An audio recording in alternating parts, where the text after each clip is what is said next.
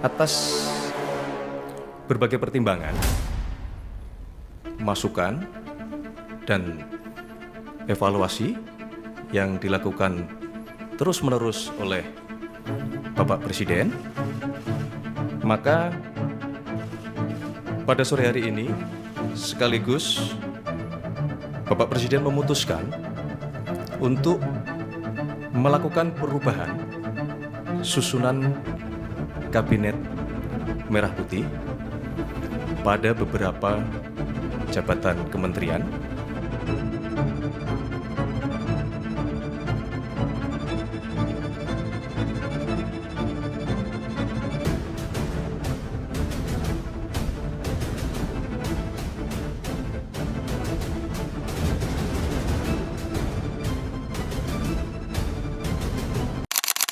Untuk melakukan perubahan susunan Kabinet Merah Putih pada beberapa jabatan kementerian. Di antaranya, yang pertama,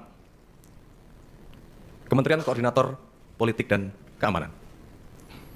Yang kedua, Kementerian Keuangan. Yang ketiga, Kementerian Perlindungan Pekerja Migran Indonesia. Keempat, Kementerian Koperasi. Dan kelima, Kementerian Pemuda dan Olahraga. Untuk keenam kementerian yang tadi kami sebutkan, 1 adalah kementerian yang baru, dan 5 adalah kementerian yang terjadi perubahan susunan yang menjabat, maka pada sore hari ini akan dilakukan pelantikan di Istana Negara. Assalamualaikum warahmatullahi wabarakatuh. Para pimpinan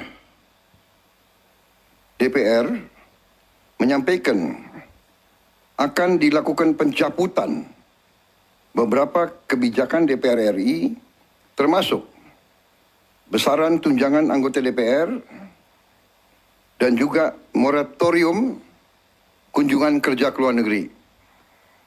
Mereka pun sekarang sudah akan segera melakukan pencabutan terhadap beberapa kebijakan di DPR RI. Pimpinan Komisi 3 DPR RI dari fraksi Partai Nasdem mengalami perubahan yang semula. Saudara Dr. Haji Ahmad Saroni, SE MIKOM A 381 digantikan Saudara Haji Rusdi Mase, MAPA Sesu A 424. Oleh karena itu, dalam rapat Komisi 3 DPR RI hari ini, Saudara Haji Rusdi Mase, MAPA Sesu A 424 akan ditetapkan sebagai Wakil Ketua Komisi 3 DPR RI menggantikan Saudara Dr. Haji Ahmad Saroni, SE MIKOM A 381. Setuju? Terima kasih.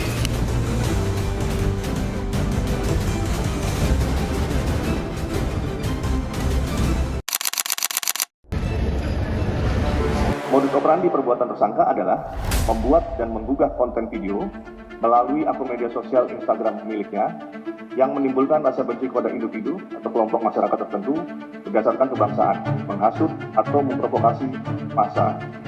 Aksi unjuk rasa untuk melakukan pembakaran terhadap gedung Mabes Polri. Selain itu, tersangka juga tanpa hak mentransmisikan dokumen elektronik milik orang lain atau milik publik. Terhadap tersangka dilakukan penahanan di rumah tahanan Baris Krim Polri sejak tanggal 2 September 2025. Kalau kita melihat visualisasi bahwa yang bersangkutan menggugah postingan tersebut, kemudian menunjuk kepada lokasi, dan di sebelahnya adalah visualisasi pada saat terjadinya unjuk rasa di depan Mabes Polri. Pasal yang dipersangkakan terhadap sudah terasa bahwa pada waktu itu semua aparat penegak hukum itu betul-betul tunduk kepada Pak Jokowi. Tapi pada waktu itu saya tidak melihat ada penyalahgunaan wewenang. Jaksa-jaksa itu diancam kok. Gitu. Dalam satu pertemuan tuh jaksa se-Indonesia, ada polisi, ada bupati. Jangan sekali-kali korupsi. Saya sudah tahu siapa yang korupsi. Bagaimana caranya korupsi. Saya gigit sendiri sekarang. Takut jaksa-jaksa. TP4D dibubarkan. Habis langsung dibubarkan saat itu juga. Keluar dari ruang itu jaksa agung bilang ini Pak Presiden sudah memerintahkan dibubarkan. Bubarkan. Takut jaksa. Polisi apa lagi? Nah kalau sekarang saya tidak tahu. Apakah masih takut ke sana atau takut ke Pak Prabowo? Mengangkat sebagai Menteri dan Wakil Menteri Negara Kabinet Merah Putih dalam sisa masa jabatan periode tahun 2024-2029 masing-masing 1. Purbaya Yudi Sadewa sebagai Menteri Keuangan. Penandatanganan berita acara. 1. Menteri Keuangan.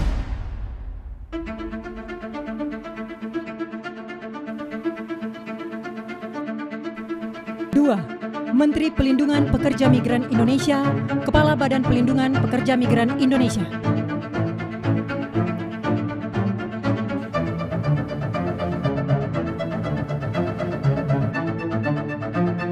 3. Menteri Koperasi.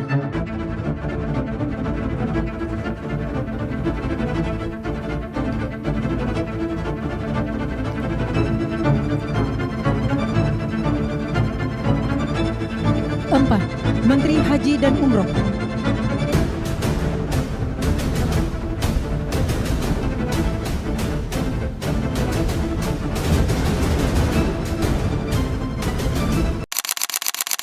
Purbaya Yudi Sadewa diangkat sebagai Menteri Keuangan menggantikan Sri Mulyani Indrawati dalam reshuffle Kabinet Merah Putih pada hari Senin 8 September 2025. Sebelumnya, Purbaya menjabat sebagai Ketua Dewan Komisioner Lembaga Penjamin Simpanan atau LPS. Purbaya Yudi Sadewa lahir di Bogor pada 7 Juli 1964.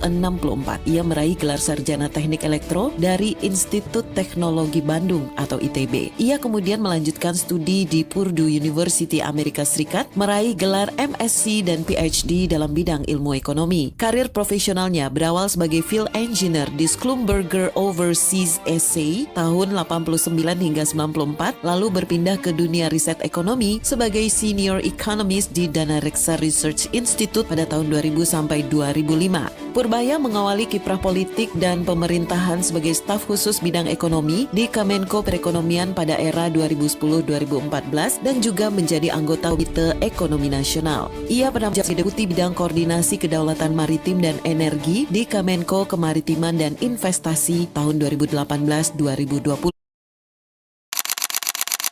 Ini tindakan-tindakan makar. Ini bukan penyampaian aspirasi, ya.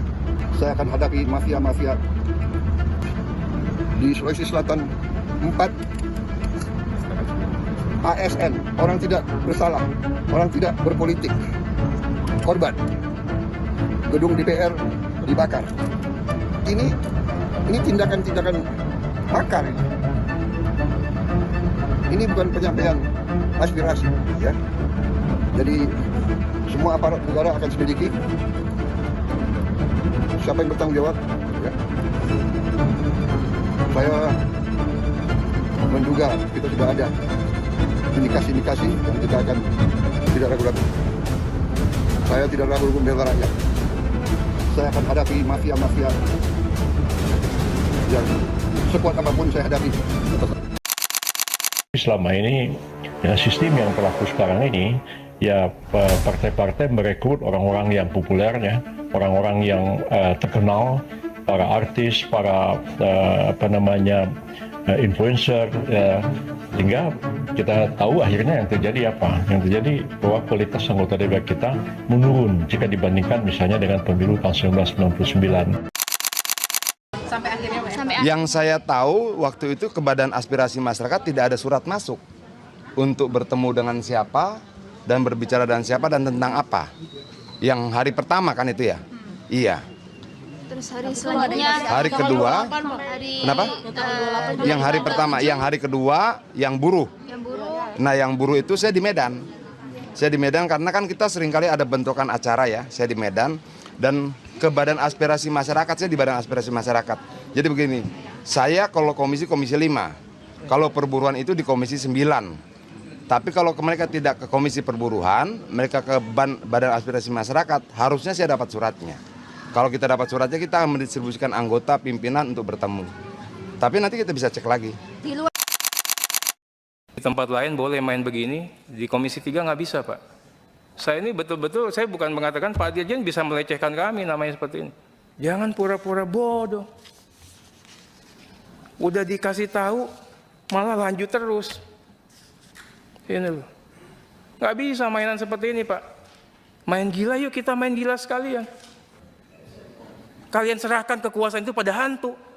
Mikir, Pak. Ya, mikir. Ya. Pak, izin Pak, nggak bisa menanggapi langsung melalui pimpinan. Nanti Bapak diberikan kesempatan bicara. Santai Pak. Santai aja Pak. Ya, nyantai aja. Ya. Iya, saya mengingatkan Bapak santai, tidak memberikan respon sebelum saya persilakan. Bisa dipahami? Nggak ada kuat-kuatan Pak. Kita nggak pernah takut sama siapapun. Ya.